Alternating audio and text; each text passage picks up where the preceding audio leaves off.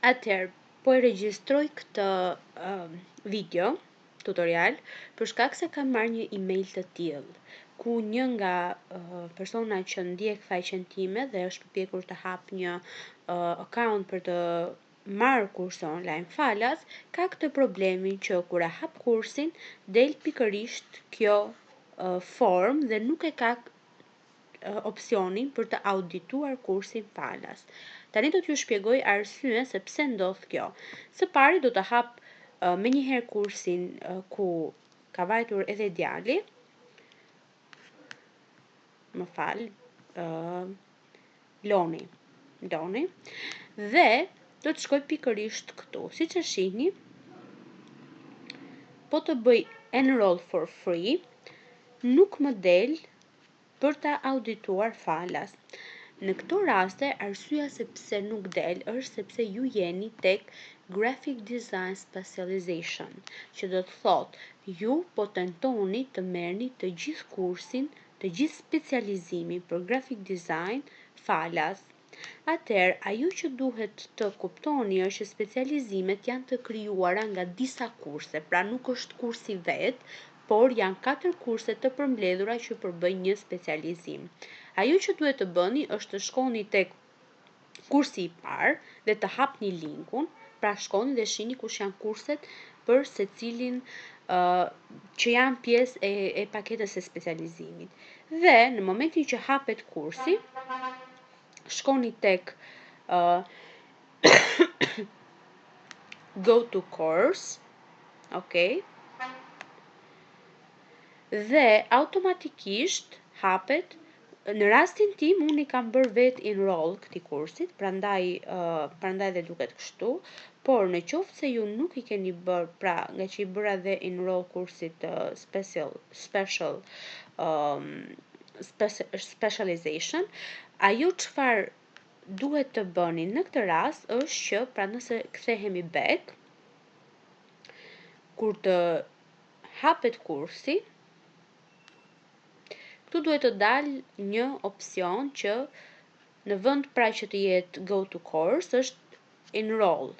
Dhe po ta vini re, këtu keni edhe financial aid available, që do të thotë, nëse ju doni ta merrni këtë kurs falas dhe doni të bëni një kërkesë që të mos paguani për të marrë certifikat, duhet të klikoni këtu dhe të shkoni dhe të bëni aplikimin.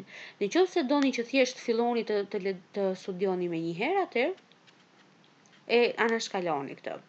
Po të shkosh te go to course në këtë rast, po ta vini re, këtu keni të gjitha javët. Diferenca mes momentit kur ju bëni enroll dhe ndiqni kursin është, pra kur bëni enroll e kam fjalën që kur edhe paguani për kursin, është që funksionon fiks si leksione që merrni në shkollë. Domethënë keni detyra që duhet i dorëzoni, duhet të korrigjohen, duhet ju kthehen përgjigjet dhe vlerësoheni, pra ka një not, ka një mark për secilën javë të kursit.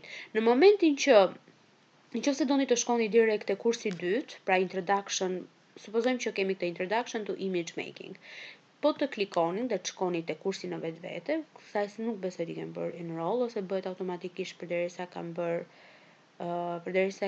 enroll specialization. Okay. Këtu për shembull nuk e kemi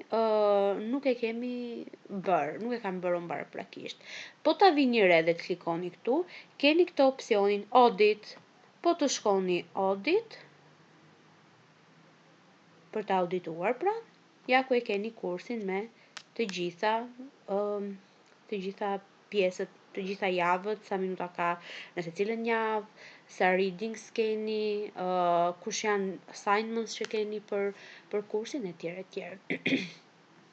Pra, në këtë mënyrë ju mund të auditoni të gjitha kurset e Coursera-s for free. Nëse pastaj doni certifikat, unë ua kam shpjeguar edhe më përpara, shkoni dhe bëni aplikimin që pra të bëni kërkesë që ju nuk mund të mbuloni vetë shpenzimet nëse jeni student për kursin, por doni që të merrni një tip fondi apo le të themi një bursë për ta ndjekur kursin, për të marrë certifikat dhe për për ta përfunduar pra me të gjitha kriteret që ka dhe një kurs i paguar. Pagesa është $49 në muaj. Okej? Kjo besoj është dhe përgjigja e pyetjeve tuaja në lidhje sepse kam marrë disa emaile në lidhje me këtë. Përsa i përket ndjekjes së kurseve for free falas në Coursera. Ju falenderoj që ndiqni faqen dhe do ketë akoma tema interesante në vijim, kështu që vazhdoni të ndiqni postimet që do të bëjmë. Gjithë të mirat.